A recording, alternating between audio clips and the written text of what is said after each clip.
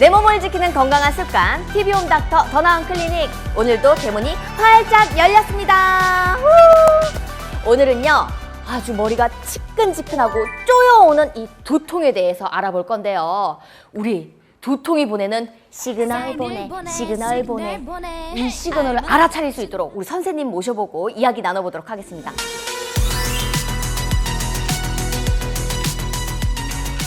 저 진짜 오늘 뭐 두통 같은 거 없으시죠? 네. 저는 맞습니다. 만약에 두통 같은 거 왔을 때 이거 해결하는 방법이 혹시 있으신가요? 그러니까 두통의 원인이라든지 강도에 따라 다른데 되게 보통 분들은 시간이 지나서 일시적으로 아팠다가 사라지는 경우에는 별다른 치료가 필요하진 않고요. 네.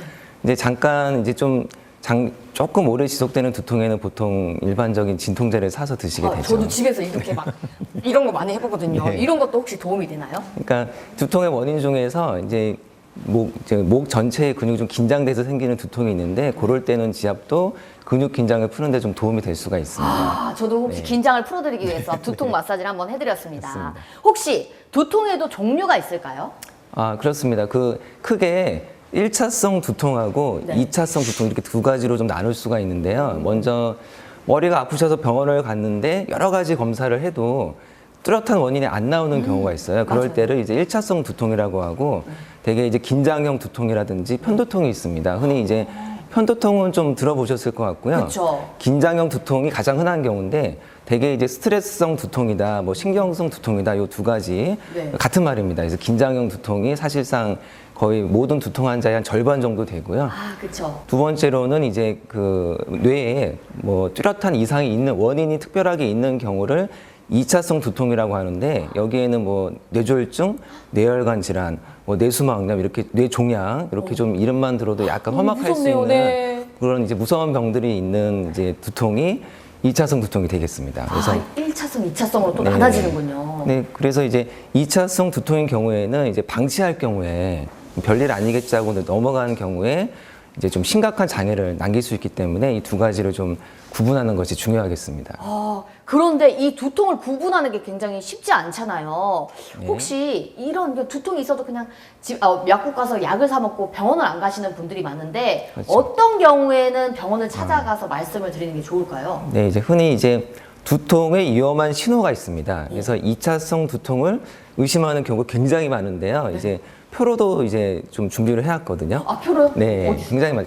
그래서 제가 몇 가지만 말씀드리면 첫 번째는 이제 50대 이후에 갑자기 새로운 두통이 느닷없이 발생하는 경우입니다. 그래서 그렇다면 뭐 새로운 두통이라 하면 이렇게 지끈지끈한 정도가 아니고 그렇죠. 이제 다른 강도의 이제 아픔인가요? 뭐 일반적인 이제 뭐 긴장형 두통이나 뭐 편두통 같은 경우에는 약간 욱신거린다든지 뜨끔뜨끔. 쪼이듯이 아프다든지 그런 일반적인 두통이 아니라 벼락같이 혹은 망치에 두들겨 맞은 것처럼 되게 이제 머리가 심하게 터질 것처럼 이제 뭐 일생 동안 경험해 보지 못한 가장 큰 아픔이라고 할 수도 있는데 그렇게 갑자기 심하게 나타난 두통일 때는 가장 먼저 의심을 해봐야 되겠고요.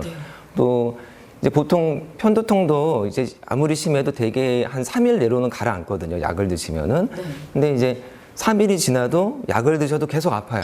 또 심지어 이제 수주, 몇 주 지나도록 계속 점점 심해집니다, 두통이.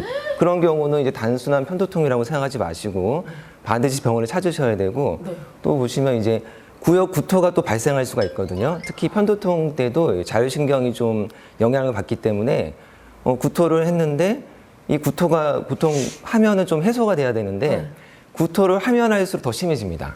특히 이제 뇌압이 올라가면서 그러니까 2차성 두통인 경우에는 뇌압이 올라가면서 계속적으로 심한 구토를 좀 하게 되고요. 그 다음에 이제 열이 나고 목이 좀 뻣뻣해지는 경우가 있어요. 고열이 나면서. 그러면 이제 뇌수막염도 좀 의심을 해봐야 되고요.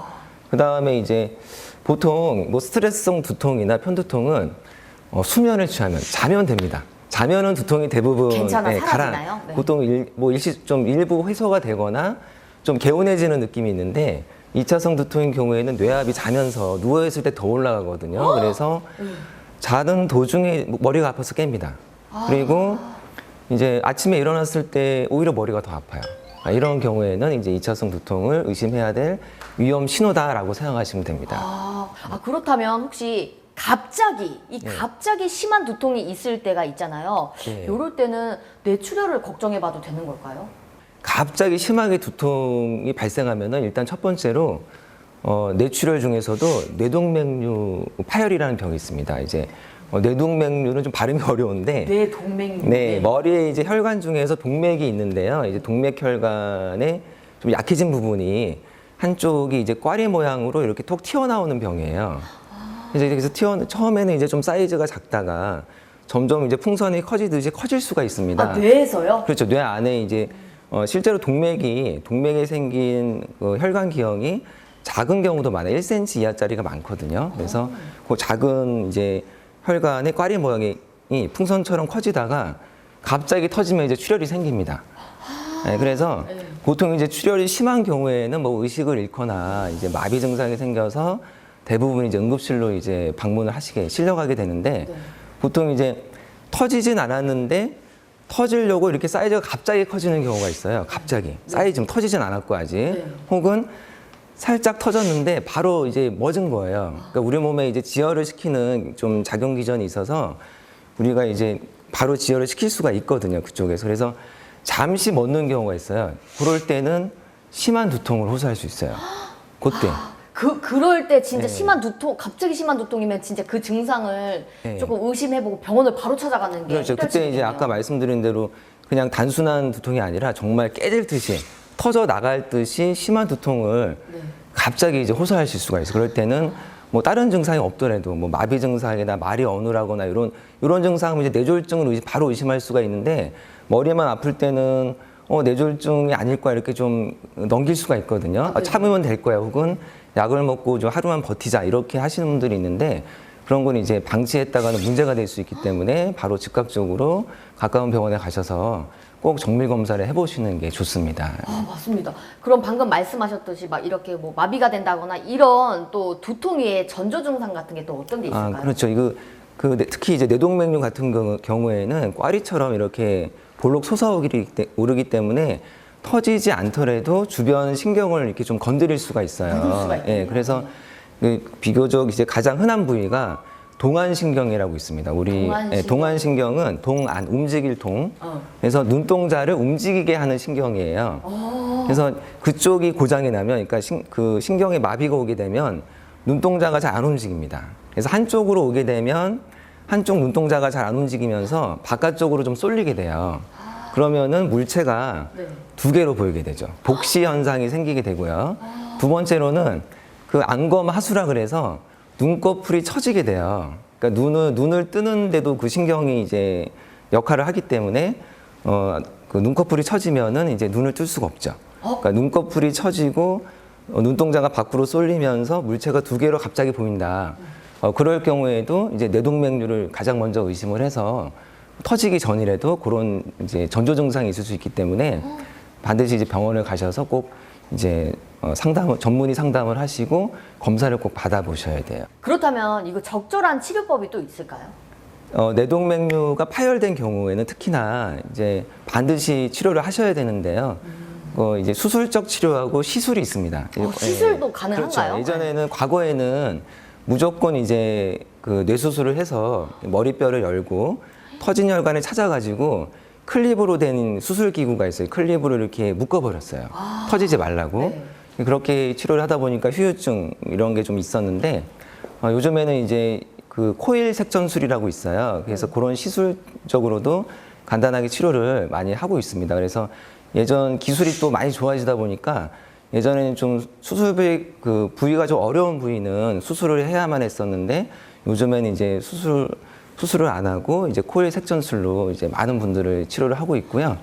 하지만 이제 출혈량이 좀 많은 경우에는 출혈 자체를 또 제거를 해야 되기 때문에 뇌수술이 또 필요한 경우도 있습니다. 그럼 그 코일 방금 얘기해 주신 시술은 그냥 레이저 이런 치료가 코일은 되는 이제 건가요? 다리 혈관을 이용합니다. 그래서 다리 혈관으로 가느다란 이제 그 기구를 넣어서 뇌에서 그 꽈리 모양의 혈관 기형에다가 코일을 계속해서 넣습니다. 코일을 이렇게 조금씩 넣다 보면 이제 그게 실타래처럼 이렇게 이제 뭉치게 돼서 그 꽈리 모양 혈관 기형을 딱 막을 수가 있어요. 그래서 그렇게 해결이 되면은 이제 다시 터지는 거를 막을 수 있기 때문에 특별한 이제 뭐 장애 없이 치료가 말끔하게 되는 경우도 많습니다. 와, 진짜 의학 기술에 정말 찬사를 보냅니다. 너무 감사하네요. 그렇다면 이렇게 두통을 호소해서 이제 병원을 찾는 환자들이 좀 많은가요? 전 국민의 한 50% 이상이 두통을 경험할 정도로 두통이 굉장히 흔합니다. 그래서 외래로도 많은 분들이 오시고요. 네. 그분들 중에서 실제로 그 뇌동맥류 같은 좀 위험한 두통 있죠. 네. 그런 분들도 외래 오시는 분들은 한 1%. 그리고 이제 응급실로 방문하신 분들은 한 5% 정도 된다 그래요. 그러니까 그래서, 많은 분들이 이게 두통이 있다 그러면 약국에서 약을 사 먹고 그냥 참는 경우가 많아가지고 이게 그렇죠. 응급실로 가는 한 번에 참았다가 터져서 가는 분들이 많은 것 같아요. 그렇죠. 예. 그렇다면 이 환자 중에 병원을 찾았다가 위험 징후가 발견된 사례가 또 있었을까요? 굉장히 많은데요. 굉장히 많아요. 한 가지 사례만 제가 또 준비를 해왔습니다. 네네네. 그래서 지금 요거는 이제 혈관 검사를 한 사진이고 실제로는 이제 40세 여자분이에요. 네. 그분이 대략 한 20대 초반부터 머리가 자주 아프셨어요. 그래서 이제 본인 생각에는 편두통이라고 생각을 해서 진통제를 자주 드셨다고 해요. 이게 진통제 드시면 가라앉으니까. 그러다가 대략 한 3년 전부터는 좀 반나절 이상 머리가 아프고 그다음에 욱신거리고 가끔 이제 구토도 하셔요. 그래서 이제 저한테 오셨는데 그때 이제 편두통으로 이제 진단이 돼서 편두통 전문 치료제가 있어요. 그거는 이제 혈관을 수축시키는 약입니다. 뇌혈관을. 네네. 그래서 이 편두통 자체가 뇌혈관이 수축됐다가 늘어났다가 이게 반복되면서 심하게 팽창될 때 아프신 거거든요. 그래서 이제 두통 발작이 생겼을 때는 그 뇌혈관을 수축을 시키는 약을 쓸 수가 있어요. 그래서 그 약을 써서 오히려 증상이 좋아진다 이러면은 편두통으로 진단하는 데 훨씬 더 도움이 되죠. 그래서 그 정도 3년간 별탈 없이 한 달에 한 번 정도 아플까 말까 하는 정도로 뭐 약으로 조절이 잘 되셨던 분인데 한 일주일 전에 갑자기 토하고 약을 평소 먹던 약을 드셔도 가라앉질 않는 거예요. 그래서 네. 한 2, 3일 돼서 오셨거든요. 그래서 이땐 지금은 이제 위험한 이제 두통이기 때문에 혈관 검사를 합시다. 그래서 MRI를 찍은 겁니다. 그래서 지금 화살표 보시면 네.